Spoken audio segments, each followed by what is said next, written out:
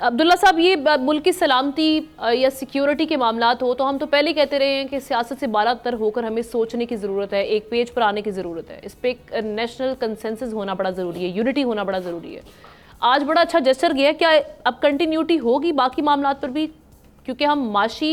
محاذ پر بھی دیکھیں، وہاں پہ بھی ہمیں بڑے چیلنجز کی ضرورت، چیلنجز درپیش ہیں، تو ان کو اوور کم کرنے کے لیے یہ آپ سمجھتے ہیں کہ یہ آگے بھی بڑھے گی بات؟ بسم اللہ الرحمن الرحیم، بہت شکریہ۔ دیکھیں، جہاں تک کنٹینیوٹی کی بات ہے، میرے خیال میں یہ پی ٹی آئی کو جو ہے وہ سوٹ کرتا تھا یہاں جو بھی کچھ ہو رہا ہے، لیکن یہ بھی ایک حقیقت ہے کہ پاکستان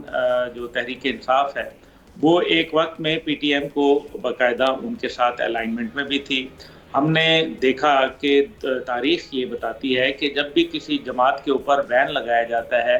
اس کی پاپولیرٹی میں اضافہ ہوتا ہے۔ تحریک انصاف کی حکومت میں باقاعدہ تحریک لبیک کو بین کیا گیا، لیکن کیا نتیجہ نکلا کہ وہ ایک بہت منظم اور مضبوط انداز میں باہر نکلے اور ایک بڑی پبلک سپورٹ ان کے ساتھ تھی۔ اسی طریقے سے ذوالفقار علی بھٹو صاحب نے جب پابندی لگائی پی کے میپ کی لیڈرشپ کے اوپر اور اے ایم پی کی لیڈرشپ کے اوپر، تو پھر ہم نے بعد میں ان کو حکومتیں کرتے ہوئے بھی دیکھا۔ ضیاءالحق صاحب آئے اور حیدرآباد ٹریبیونل کیس جو تھا بڑا فیمس، اس کے اندر پھر ضیاءالحق صاحب نے سب کو پارڈن کر دیا، معاف کر دیا، ان کے ساتھ کھانا کھایا اور وہ لوگ رہا ہوئے۔ تو ہم یہ دیکھتے ہیں کہ آپ پابندی جو لگاتے ہیں، اور پھر سابق army chief general Qamar Javed Bajwa صاحب یہ بتا چکے ہیں کہ پی ٹی ایم کی جو کئی ڈیمانڈز ہیں وہ جائز ہیں، لیکن ان کا طریقہ کار غلط ہے۔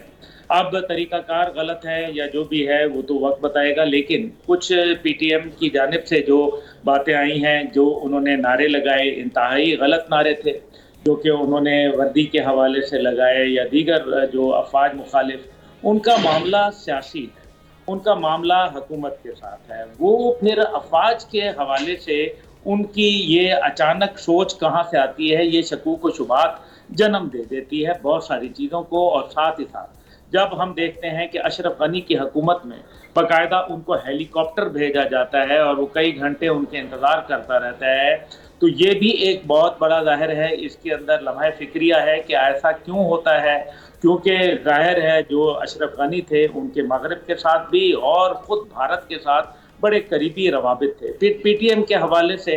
ہم دیکھتے ہیں کہ پاکستان دشمن ممالک کے اندر بڑے خصوصی آرٹیکلز چھپتے ہیں، ان کو بہت پذیرائی ملتی ہے، اور ماضی کے اندر تاریخیں بھری پڑی ہیں جس کے اندر ہم دیکھتے ہیں کہ برامداس بگٹی اور دیگر جو ہیں وہ جنیوا میں بھارت کے پیسے کے اوپر وہاں مزے کر رہے ہیں، اور باقاعدہ گاندھی کی سمادھی کے اوپر جاتے ہیں، ان کو وہاں باقاعدہ لے کے جایا جاتا ہے۔ تو یہ کیا ہو رہا ہے؟ یہ بھی بہت سارے سوال ہیں۔ علی وزیر ہوں یا محسن داوڑ ہوں، جب ماضی میں آپ نے ان کو گرفتار کیا تو انف ایویڈنس نہیں نظر آیا، جس کے نتیجے کے اندر ظاہر ہے پارٹی کے حوصلے بڑھے۔ لیکن جو اہم بات ہے میں وہ ضرور بتاؤں گا۔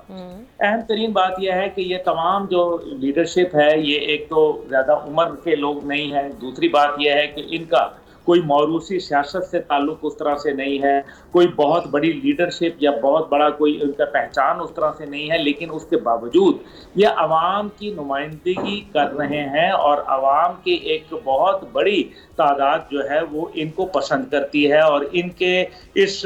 سوچ سے وہ ہم آہنگی رکھتے ہیں۔ اب دیکھنا یہ ہے کہ اگر آپ نے ان لوگوں کو سائیڈ لائن کر دیا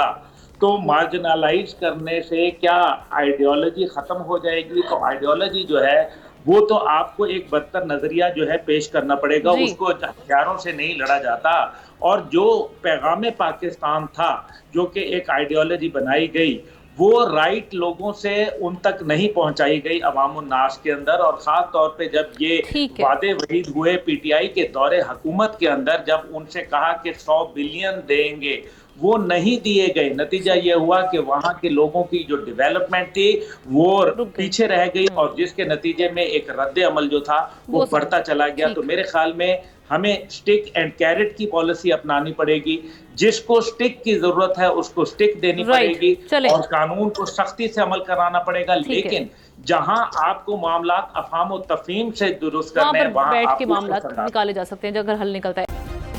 سبسکرائب کریں اور بیل دبائیں تاکہ کوئی خبر رہ نہ جائے۔